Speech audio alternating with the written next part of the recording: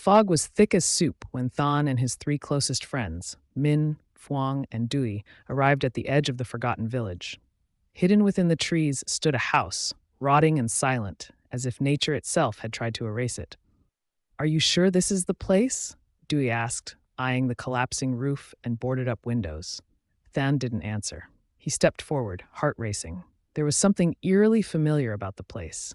The peeling paint, the rusted swing on the porch, the creak of the floorboards beneath his shoes. It was all too intimate. That night, the group laid out their sleeping bags in the center of the living room. Around 2 a.m., the first knock came. Knock, knock, knock. They froze. "It's probably the wind," Min whispered, though his voice wavered. But then came the whispering, soft, unintelligible murmurs right by their ears like someone was breathing from within the walls. "You're back, my child." Min sat up, glassy-eyed, and walked toward the door. Than lunged after him, grabbing his arm, but Min yanked free and threw open the door.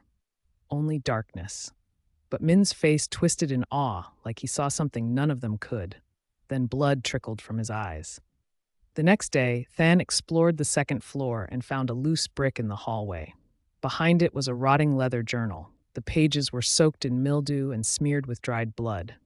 He opened it with shaking hands. "I was the boy locked in this house. Mother changed. She whispered to walls, said they told her things, said I wasn't her son anymore." On the last page, one phrase repeated over and over, "Don't look into her eyes. Don't, don't, don't." That night, Than dreamed. He saw a boy himself, strapped to a chair, crying.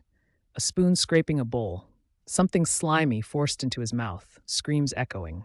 His mother, eyeless, singing lullabies off key. He woke with a jolt. It all came rushing back. The house, the cellar, his real childhood, buried beneath years of trauma. He had lived here, and she had tried to kill him. The next morning, Phuong was gone. No sound, no trace, just gone. Min found an old photo buried under debris. Than and his mother standing before the very house. A boy barely 6 years old, but in the corner of the photo unmistakably stood Phuong. "That's impossible," Thang whispered. "She wasn't even born then." The house creaked. Blood dripped from the ceiling.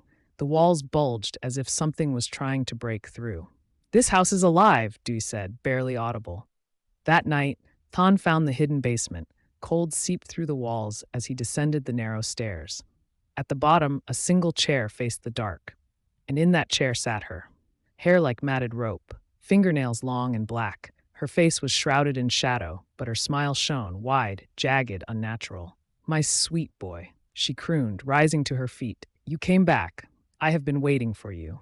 She lunged forward and Than screamed. Days later, villagers found the house burnt to the ground. No bodies, no evidence of anyone inside, only a journal. Fresh ink on the first page read, "I am Than. I remember everything now, but it's too late."